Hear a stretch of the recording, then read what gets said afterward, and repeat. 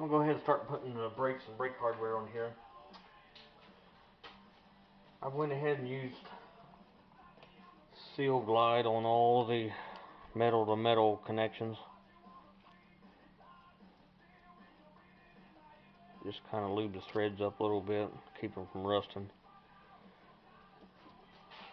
A little coating and grease will make the pins last longer. A little coating of Seal Glide on the springs and where they hook onto the shoes will make them last longer, because half the paint's not on them. And a little spot on the clips and the holes where the pins come through. Put some grease in those. Grease these pads, raised up pads on this back plate. Grease where the shoes go into the slots, and this mechanism that works the shoes opens them up. Wipe the excess off.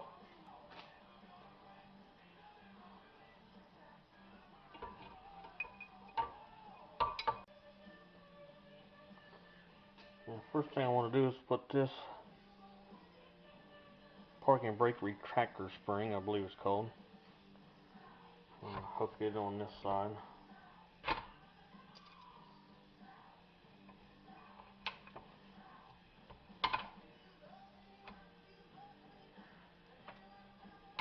And this spring, this long arm part, will go to clear this hook on this piece here.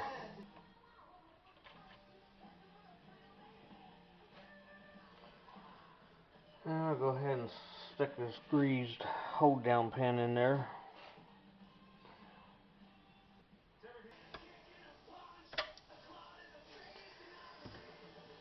One installed.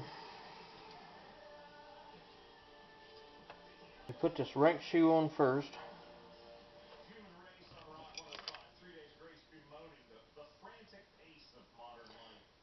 Fish this spring in there first. Make life a little easier.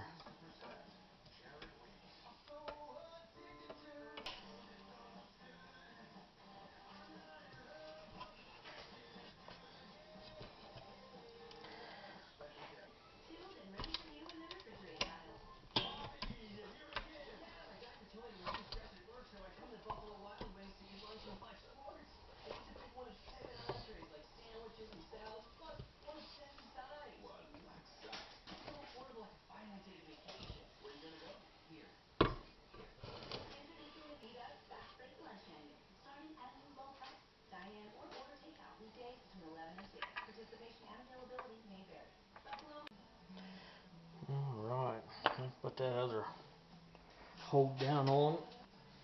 Put a little grease on here.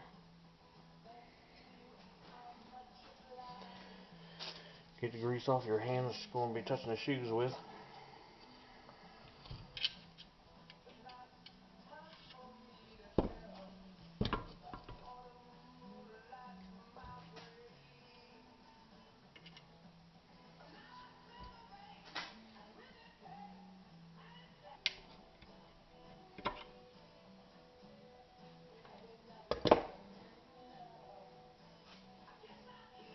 Put this lower spring on.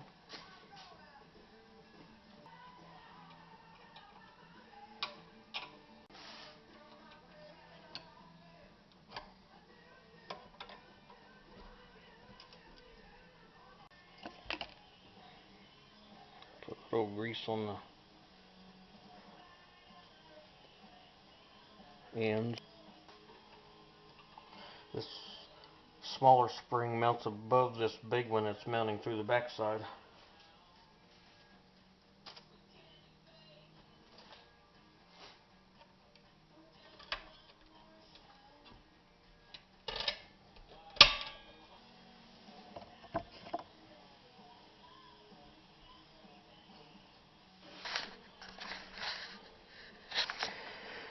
Now you just need to adjust this adjuster out so that it's within 30 thousandths.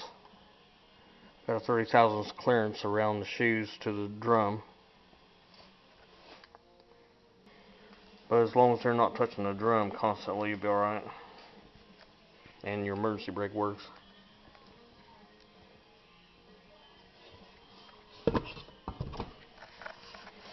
I installed a new rubber boot on there.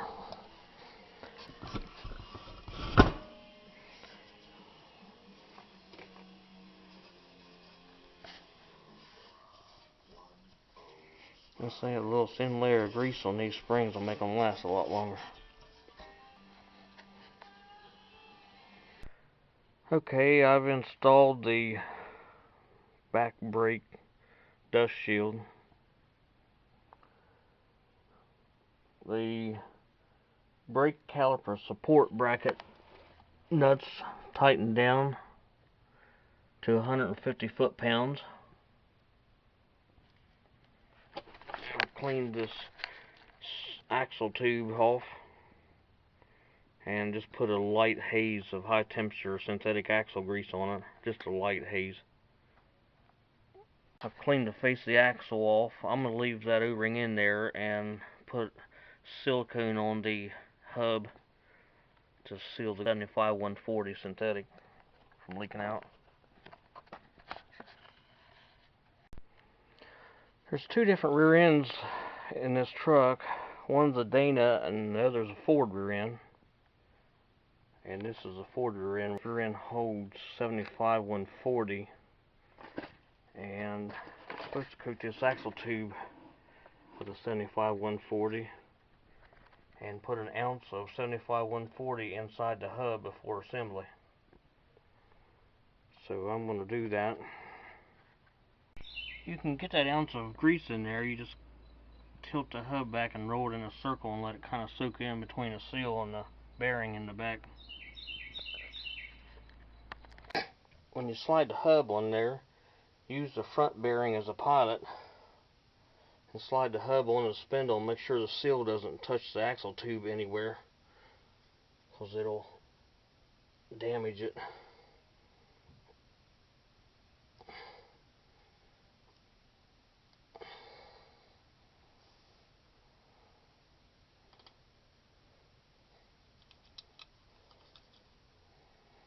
I coated the axle with 75-140 on top of the axle grease I put in it. Made it nice and slippery.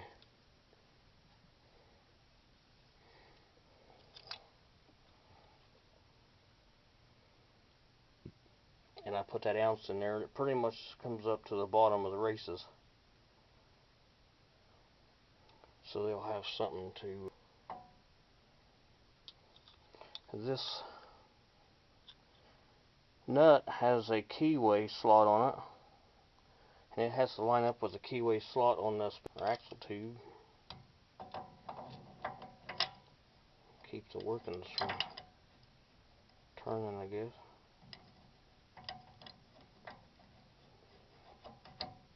And if this nut should happen to come apart when you take it off, throw it away and get a new one.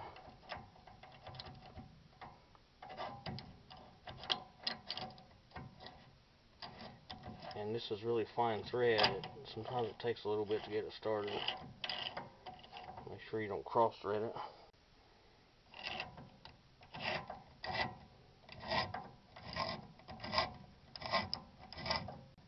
On this Ford rear end, it tightens down to 60 foot-pounds first.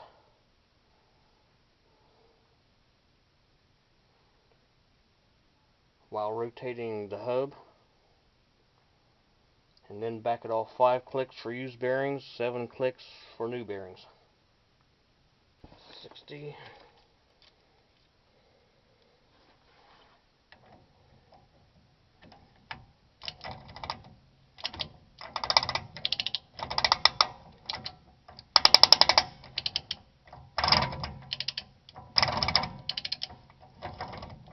Kind of push in on a nut to release the ratcheting part.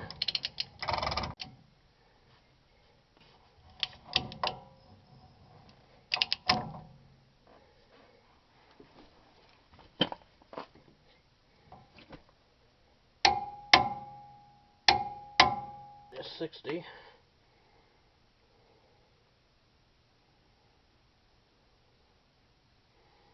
Now back it off 5 clicks.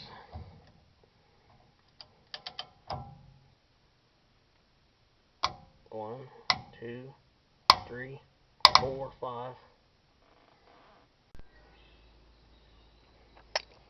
I'm going to show this side, this left threaded side. This is 60 foot-pounds. This is the left side, left threads.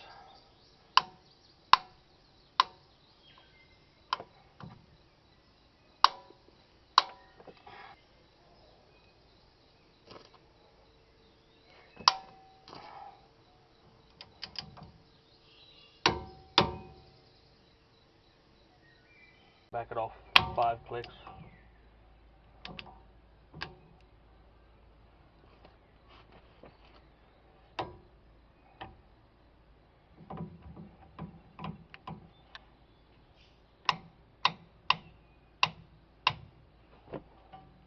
That should set it where it needs to be.